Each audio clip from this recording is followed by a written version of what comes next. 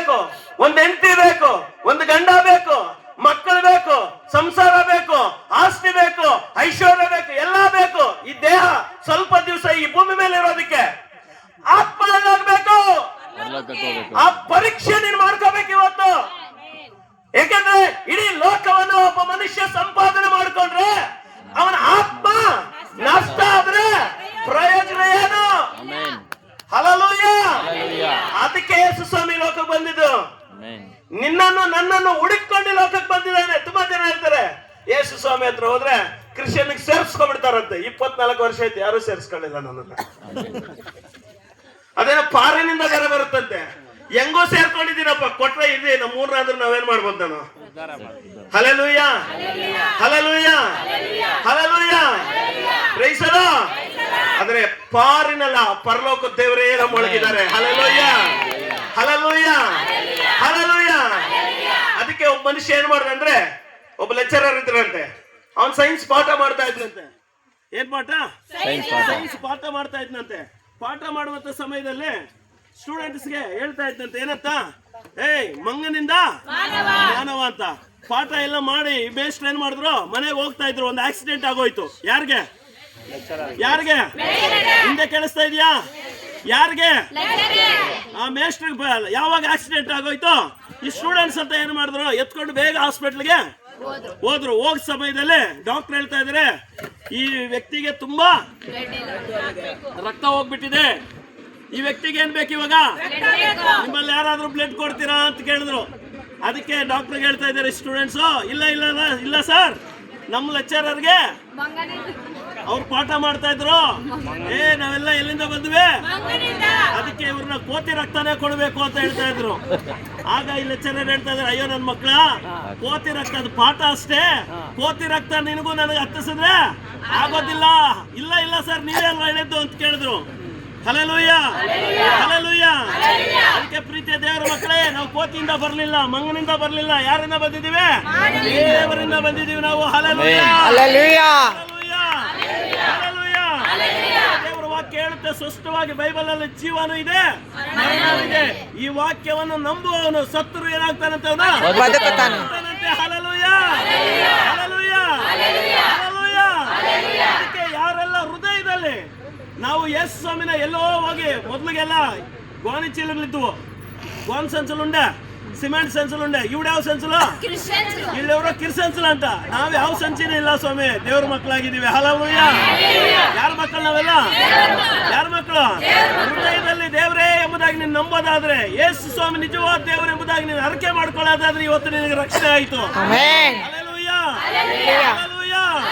ಹಾಗಾಗಿ ಪ್ರೀತಿಯ ದೇವರ ಮಕ್ಕಳೇ, ಇವತ್ತು ಈ ಭೂಮಿ ಸೃಷ್ಟಿ ಆಗಲು ಪಡ್ಲಿಕ್ಕೆ, ಈ ಸೃಷ್ಟಿಗೆಲ್ಲ ರಾಜಾದಿರಾಜನ ಏನಾಗಿದ್ದಾನೆ ಅಂದ್ರೆ, ಆತನೇ ಯೇಸು ಕ್ರಿಸ್ತನಾಗಿದ್ದಾನೆ. Hallelujah, hallelujah, praise the lord, hallelujah.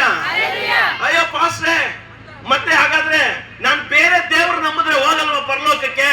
ನೀನು ಹೋಗ್ಬೋದೇನೋ, ಆದ್ರೆ ಹೈವೇ ರೋಡ್ ಅಲ್ಲಿ ಹೋಗ್ತೀವಿ. ಗಮನಿಸ್ರಿ, ಈಗ ಹೈವೇ ರೋಡ್ ಅಲ್ಲಿ ಹೋಗ್ಬಿಟ್ಟು ನಾವೆಲ್ಲ ಮನುಷ್ಯರೇ ಅಲ್ವಾ? ಪೊಲೀಸರು ಮನುಷ್ಯರೇ ಅಲ್ವಾ? ಹಲೋ, ಹೈವೇ ರೋಡ್ ಅಲ್ಲಿ ಹೋಗ್ಬಿಟ್ಟು ನಾನು ರಘುವಣ್ಣ ಇಬ್ರು ಹೋಗ್ಬಿಟ್ಟೆ ಗಾಡಿಗಳು ಸೈಡ್ಗೆ ಹಾಕೊಂಡ್ರೆ ಏನಂತಾರೆ?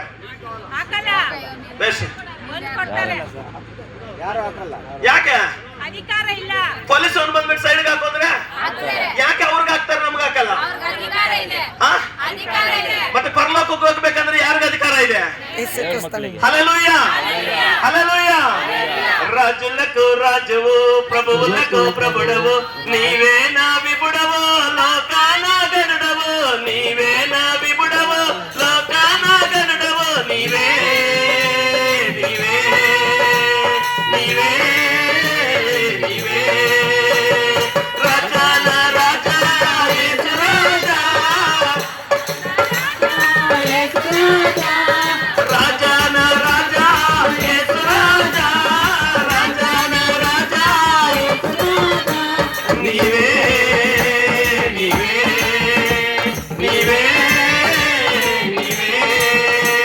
Hallelujah, hallelujah. ಅದಕ್ಕೆ ಯೇಸು ಸ್ವಾಮಿ ಲೋಕಕ್ಕೆ ಬಂದಿತ್ತು. ಯಾವುದೋ ಜಾತಿಗೋ ಕುಲಕ್ಕೋ ಸೇರಿಸ್ಕೊಳ್ಳಿಕ್ಕೆ ಯೇಸು ಸ್ವಾಮಿ ಲೋಕಕ್ಕೆ ಬರ್ಲೇ ಇಲ್ಲ. ಯೇಸು ಸ್ವಾಮಿ ಯಾರು ಕೆಟ್ಟೋಗಿದಾರೋ, ಯಾಕಂದ್ರೆ ಯೋಹಾನನಿಗೆ ಬಂದ ಸುವಾರ್ತೆ 3ನೇ ಅಧ್ಯಾಯ 16ನೇ ವಚನ, ಸತ್ಯವೇದದಲ್ಲಿ ಹೇಳುತ್ತೆ. ಈ ಒಂದು ಬುಕ್ ಮಾತ್ರ ನಮಗೆ ಕಾಣಿಸ್ತಾ ಇದೆ. ಇದರಲ್ಲಿ 66 ಪುಸ್ತಕ ಇದೆ. ಎಷ್ಟು ಪುಸ್ತಕ ಇದೆ? ರೈಟ್ ಬಾಸ್, 66 ಪುಸ್ತಕ ಇದರಲ್ಲಿ ಅಡಕವಾಗಿದೆ. ಹಲ್ಲೆಲೂಯಾ. ಅದರಲ್ಲಿ ಒಂದು ಹೊಸ ಒಡಂಬಡಿಕೆ ಎಂಬುದಾಗಿ, ಅದರಲ್ಲಿ ಮತ್ತಾಯ, ಮಾರ್ಕ, ಲೂಕ, ಯೋಹಾನನ ಸುವಾರ್ತೆಯಲ್ಲಿ ದೇವರ ವಾಕ್ಯ ಬರೆಯಲ್ಪಟ್ಟಿದೆ. ಏನಂತ ಬರೆಯಲ್ಪಟ್ಟಿದೆ? 3ನೇ ಅಧ್ಯಾಯ 16ನೇ ವಚನದಲ್ಲಿ, ದೇವರ ಲೋಕದ ಮೇಲೆ ಎಷ್ಟೋ ಪ್ರೀತಿಯನ್ನಿಟ್ಟು ತನ್ನ ಒಬ್ಬನೇ ಮಗನನ್ನು ಕೊಟ್ಟನು, ಆತನನ್ನು ನಂಬುವ ಒಬ್ಬನಾದರೂ ಎಲ್ಲರೂ ಏನಾಗ್ಬೇಕಂತೆ? ನಿತ್ಯ ಜೀವ. ನಾವೆಲ್ಲರೂ ನಿತ್ಯ ಜೀವ, ಪರಲೋಕಕ್ಕೆ ಹೋಗ್ಬೇಕು. ಯಾರು ಕೂಡ ನರಕಕ್ಕೆ ಹೋಗಬಾರ್ದು. ನಾನು ಯಾವಾಗ್ಲೂ ನಂದೊಂದು ಪ್ರಾರ್ಥನೆ, ಬೇರೆ ನಮ್ಮ ಒಡ್ರೆ ಪಳ್ಳಿ ಎಲ್ಲ ಜನರು ಪರಲೋಕಕ್ಕೆ ಹೋಗ್ಬೇಕಪ್ಪ.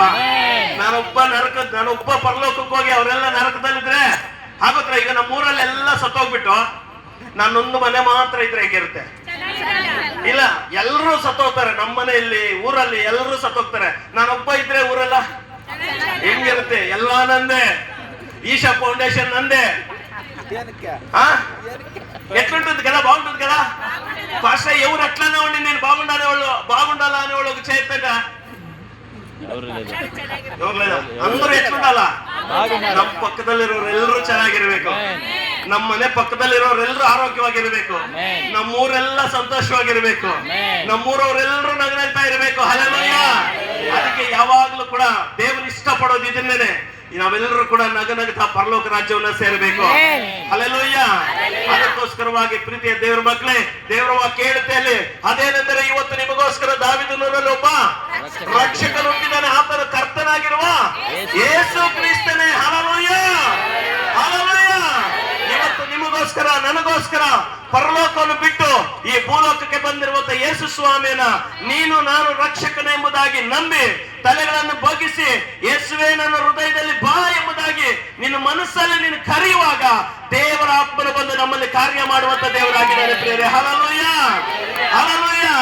ಆತನು ಇನ್ನೇನೋ ಮಾಡಬೇಕು, ಈ ಲೋಕನಂತ ಬರಲಿಲ್ಲ. ಈ ಲೋಕದಲ್ಲಿ ಸೃಷ್ಟಿ ಮಾಡಿರ್ತಕ್ಕಂಥ ಪ್ರತಿಯೊಬ್ಬೊಬ್ಬರನ್ನ ಏನ್ ಮಾಡ್ಬೇಕು? ರಕ್ಷಣೆ ಮಾಡ್ಕೋಬೇಕು. ನನ್ನ ಮಕ್ಕಳು ಪಾಪದಲ್ಲಿದ್ದಾರೆ, ನನ್ನ ಮಕ್ಕಳು ಶಾಪದಲ್ಲಿದ್ದಾರೆ, ನನ್ನ ಮಕ್ಕಳು